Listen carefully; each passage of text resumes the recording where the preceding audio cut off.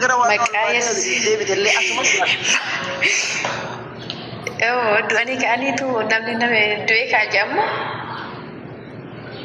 maal akkam namni du'een ka'u? Ati duutee kaata? Wallahi du'een ka'a inshaallah. Uftiin wal arginaare.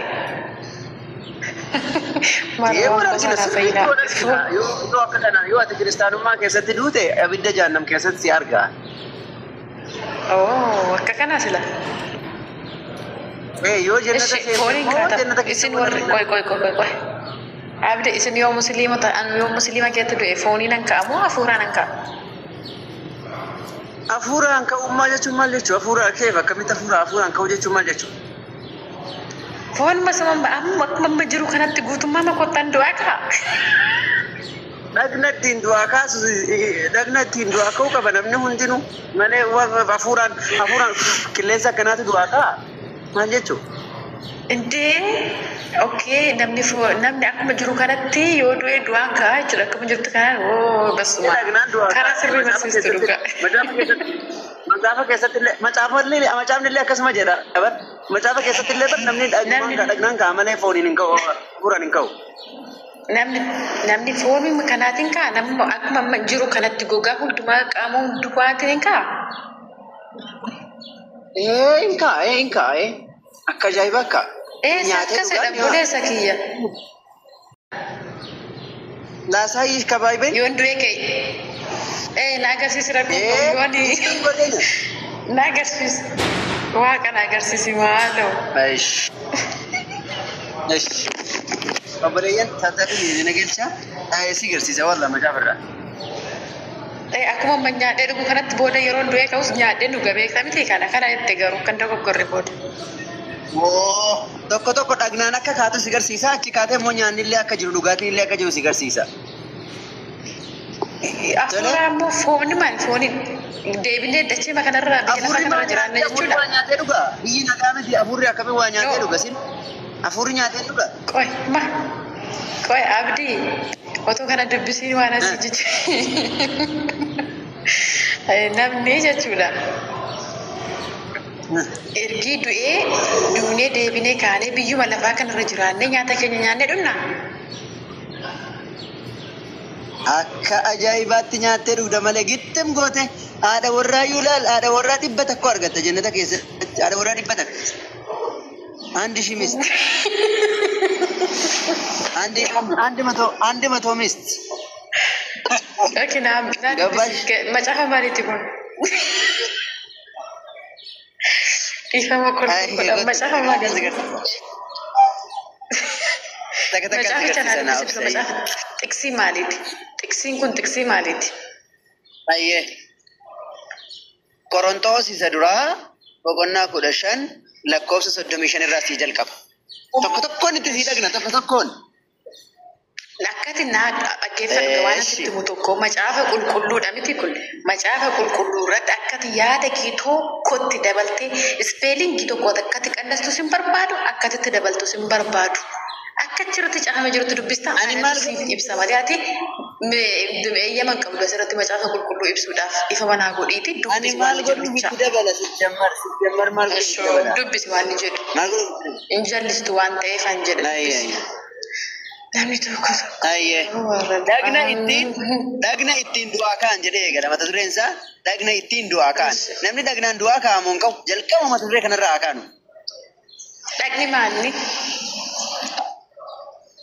Dhagna jechuun qaama jechuudha. Dubbisi. Hayyee. Achiin haasa'iin. Namoota as jiran kan namoota waldaa keessa jiru. Waldaadha bakki kun. Mana qulqullummaa dhuftee irraa fayyadu sagalee. Kiristoosii nam tokko na bukkeen jiru waa qabdafa. Ara namichi nam tokko na bukkeen jiru nama mi'uutii kan jiru Dastaa mi'uutii nu godha ifama. Dastaa gammadii kiyya dastaan daroo yaadii kiyya mi'uutii na godha akkasitti. Ayyee. Tayyib. Akkana jedha. Namni tokko warra du'an namni tokko seerfama namni tokko warri du'an attamitti kaafamu yommuu argaman dagni isaanii maal fakkaata jedhanii hin gaafatu ta'a jedha kan akka dastaa kana laal kan akka dastaa kana laal eeganaa dubbis ati gowwaanana abu muaz yoo ergatanii ahlaami laala abu muaz yoo deebi'anii ani hafuura keessa seenee jira amma already hafuura keessa seenee jira namni fooniin yoo ergatellee hin argu waan ta'eef isin galcha ati gowwaanana hafuura xiqqoosiin awwal shi abdii Abdi yeroo macaafa qulqulluu dubbistu waa'ee hafuura qulqulluutti hin qoosin hafuura qulqulluu kan itti cigamu yoo dubbiste sirraata kee kabaji hafuura qulqulluu hin jenne yeroo hin qoosin kan itti qoosamu miti waan hafuura keessa galtuu qabdu hafuura miti macaafa qulqulluu kan magaasitti gaazexeessaa dubbistee bira dabartaati dhiifa manaa godhe garuu macaafa qulqulluu fi hafuura qulqulluutti hin qoosamu. Ana hafuura qulqulluu hin jenne hafuura jedhe malee Yerusaalem ani hafuura qulqulluu hin jenne sorry. Dubbisi kukkutiin itti dubbisi. Moonni tokko warra du'an akkamittiin kaafamu yommuu argaman dhagni isaanii maal fakkaata jedhanii hin gaafatu ta'a. Ati gowwaanana wanti ati facaaftu sun ofii isaatii yoo du'e malee biqilee jiraachuu hin danda'u. Sanyiin qamadii yookiis midhaan kan biraa inni ati facaaftu ciree isaa duwwaadha malee dhagna biqiltuu isaa argamuu jiru miti. Waaqayyo garuu akka jaalatetti dhagna hin kennaaf tokkoon isaatiif akka akaakuu sanyichaatti dhagna adda hin kennaaf foon hundinuu akaakuu tokko miti foon namoota akaakuu tokko foon horii kan birooti foon simbirrootaa kan birooti foon qurxummiis kan biraa dhagni warra waaqa irraa jira dhagni warra waaqa irraa hin jira dhagni warra lafa irraas jira ulfinni warra waaqa irraa tokko ulfinni warra lafa irraa tokko. Calaqqifni aduu kan biraati, calaqqifni ji'aa kan biraati, calaqqifni urjootaa kan biraati, calaqqifni urjii tokko, calaqqisi urjii isa kaaniitti gargar ka'uun warra du'anis akkasumas ta'uuf jira. Wanta baduutu awwaalama, wanta banneetu kaafama, deddeebiidhaan hin awwaalama, ulfinaan hin kaafama, dadhabbiidhaan hin awwaalama, humnaanis hin kaafama. Dhagna fooniitu awwaalama, dhagna hafuuraatu kaafama, dhagni foonii erga jiraate dhagni hafuuraas immoo jiraa jedha. Argite? Okay, iddoo kanatti maal jedhe sitti fakkaate humna hafuuraatu kaafama jedhe malee dhagna fooniitu kaafama kan jedhe eessa jira sitti? Hafuurri kun dhagna qabamu hafuurri kun dhagna qabamu hin qabu.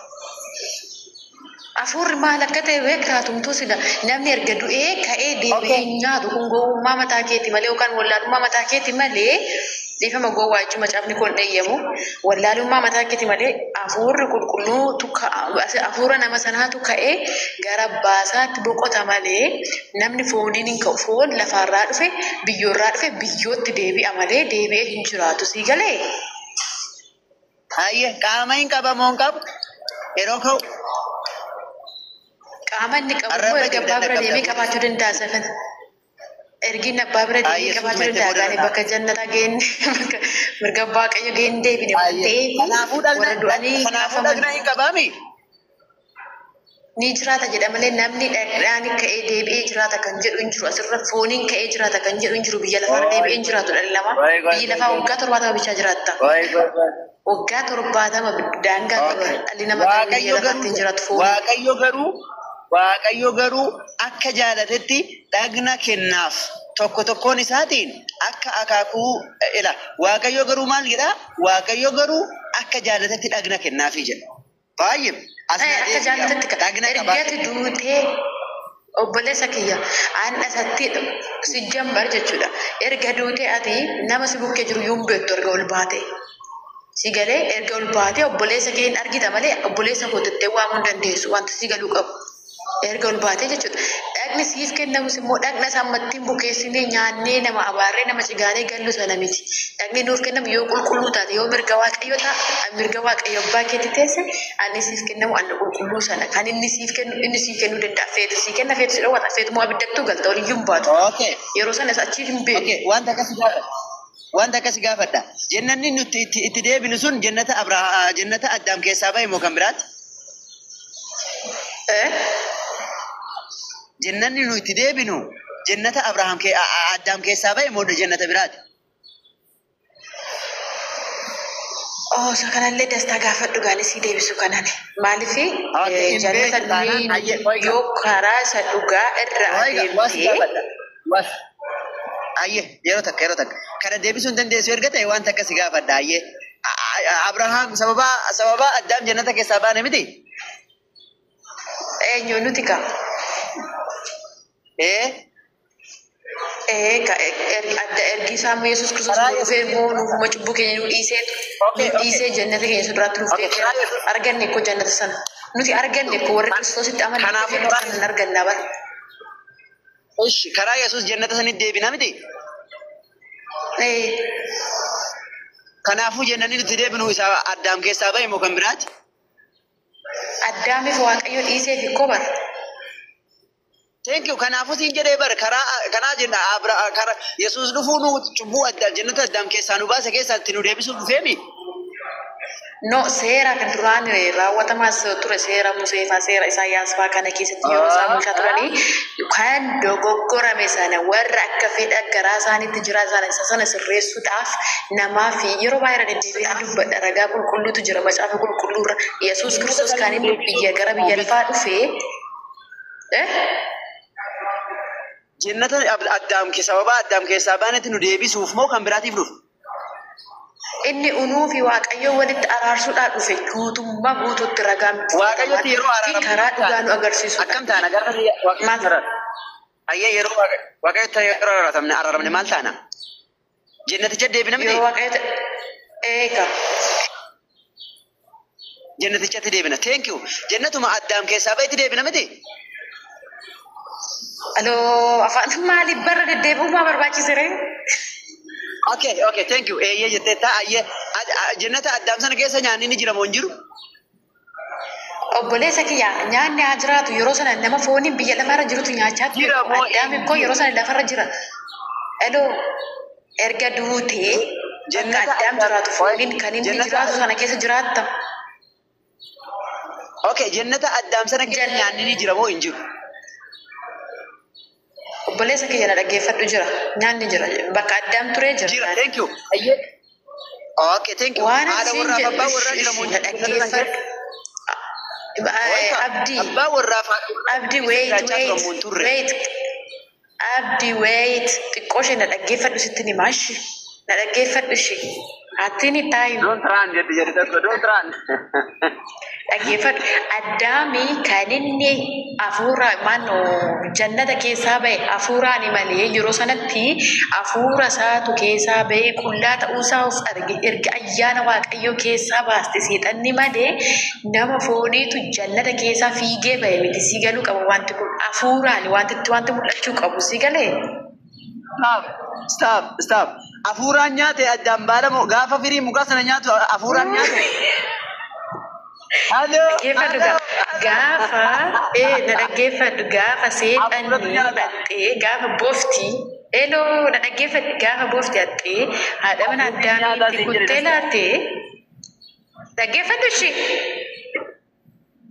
Fooniin nyaate yeroo sana nama guutuu ta'e nyaate garuu inni nama guutuutiin jannata keessaa ba'e hafuuraan erga ba'ee duratti namni hafuuraan waan jiruudhaaf hafuura Waaqayyoo keessa dhokfamee waan jiruudhaaf ayyaana Waaqayyoo keessa guutamee waan jiruudhaaf qullaa waliin argan ture Addaam faasuun jechuudha. Garuu waan siin jedhe Addaam haadha manaatii wajji hafuuraan jiraachaa ture moo iddoo san keessa foonii fi hafuuraan jiraachaa ture?